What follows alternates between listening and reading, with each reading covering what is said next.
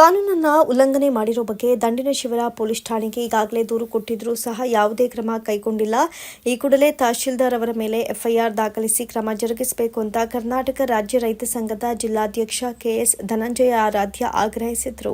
ತಾಲೂಕು ಕಚೇರಿ ಮುಂಭಾಗ ಸುಮಾರು 12 ದಿನಗಳಿಂದಲೂ ಧರಣಿ ನಿರತ ರೈತರ ಜೊತೆಗೂಡಿ ಮಾತನಾಡಿದ ಅವರು, ಕೋಳುಘಟ್ಟ ಸರ್ವೆ ನಂಬರ್ 55ರಲ್ಲಿ ಮಹಾಲಿಂಗಪ್ಪ ಎನ್ನುವಂಥ ರೈತ ತನ್ನ ಜಮೀನಿನಲ್ಲಿ ನೆಟ್ಟಿದ್ದ ತೆಂಗಿನ ಗಿಡಗಳನ್ನು ತಹಶೀಲ್ದಾರ್ ವರ್ಗಾವಣೆಗೊಂಡಿದ್ದರೂ ಸಹ ಏಕಾಏಕಿ ಕೀಳಿಸಿರುವುದು ಅಕ್ಷಮ್ಯ ಅಪರಾಧ. ಕಾನೂನನ್ನ ಉಲ್ಲಂಘನೆ ಮಾಡಿರೋ ಬಗ್ಗೆ ದಂಡಿನಶಿವರ ಪೊಲೀಸ್ ಠಾಣೆಗೆ ಈಗಾಗಲೇ ದೂರು ಕೊಟ್ಟಿದ್ರೂ ಸಹ ಯಾವುದೇ ಕ್ರಮ ಕೈಗೊಂಡಿಲ್ಲ. ಈ ಕೂಡಲೇ ತಹಸೀಲ್ದಾರ್ ಅವರ ಮೇಲೆ ಎಫ್ಐಆರ್ ದಾಖಲಿಸಿ ಕ್ರಮ ಜರುಗಿಸಬೇಕು. ಆ ಭೂಮಿಯನ್ನ ದುರಸ್ತಿ ಮಾಡಿ ಅನುಭವದಲ್ಲಿರುವ 45 ರೈತರಿಗೆ ಹಕ್ಕುಪತ್ರಗಳನ್ನು ನೀಡಬೇಕು.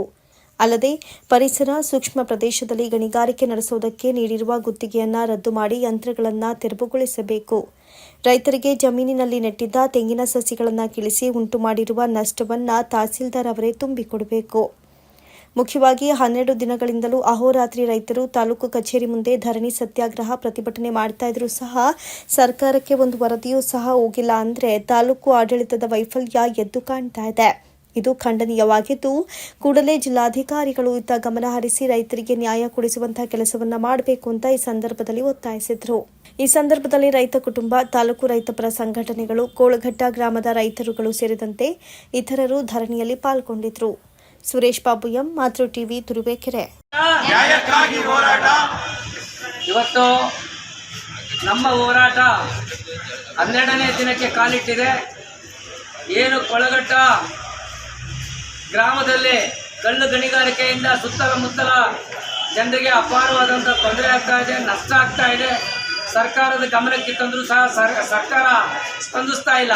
ಈ ಸಂದರ್ಭದಲ್ಲಿ ತುರುವೇಕೆರೆ ತಾಲೂಕಿನ ಸಮಸ್ತ ಜನಪರ ಸಂಘಟನೆಗಳಲ್ಲಿ ನಾನು ವಿನಂತಿಯನ್ನು ಮಾಡ್ತೇನೆ, ತಾವೆಲ್ಲರೂ ಸಹ ಈ ಹೋರಾಟದಲ್ಲಿ ಪಾಲ್ಗೊಳ್ಳಬೇಕು, ತಾವೆಲ್ಲ ಭಾಗವಹಿಸಿ ತಮಗೆ ಬೆಂಬಲವನ್ನು ಕೊಡಬೇಕು ಅಂತೇಳಿ ಕರ್ನಾಟಕ ರಾಜ್ಯ ರೈತ ಸಂಘ ಹಾಗೂ ಹಸಿರು ಸೇನೆ ತುಮಕೂರು ಜಿಲ್ಲೆಯ ಪರವಾಗಿ ತಮ್ಮಲ್ಲಿ ಕಳಕಳಿಯ ವಿನಂತಿಯನ್ನು ಮಾಡ್ತೇನೆ.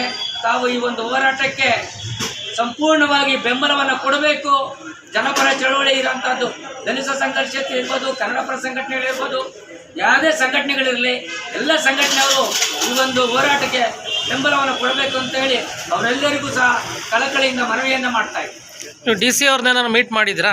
ಜಿಲ್ಲಾಧಿಕಾರಿಗಳನ್ನು ಭೇಟಿ ಮಾಡೋದಕ್ಕೆ ಹೋದಂಥ ಸಂದರ್ಭದಲ್ಲಿ ಜಿಲ್ಲಾಧಿಕಾರಿಗಳು ಭೇಟಿ ಮಾಡೋದಕ್ಕಾಗಿಲ್ಲ. ನಾವು ಇನ್ನೊಂದು ವಿಚಾರ, ಈಗಾಗಲೇ ನಾವೇನು ದಂಡಿನಶಿವರ ಪೊಲೀಸ್ ಸ್ಟೇಷನ್ಗೆ ದೂರನ್ನು ದಾಖಲೆ ಮಾಡಿದ್ದೇವೆ.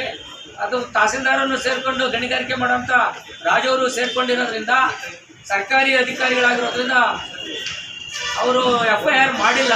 ಇದಕ್ಕೆ ಸಂಬಂಧಪಟ್ಟಂತೆ ಎಸ್ ಪಿ ಅವರಿಗೆ ನಾವು ದೂರನ್ನು ದಾಖಲಿಸಿದ್ವಿ. ಎಸ್ ಪಿ ಅವರು ಜಿಲ್ಲಾಧಿಕಾರಿಗಳ ಜೊತೆ ಮಾತಾಡಿ ಮುಂದಿನ ಕ್ರಮ ತಗೊಳ್ತೀವಿ ಅಂತ ಹೇಳಿದ್ದಾರೆ. ಏನು ಕ್ರಮ ತಗೊಳ್ತಾರೆ ಅಂತೇಳಿ ನಾವು ಕಾಯ್ತಾ ಇದ್ದೀವಿ ಸರ್.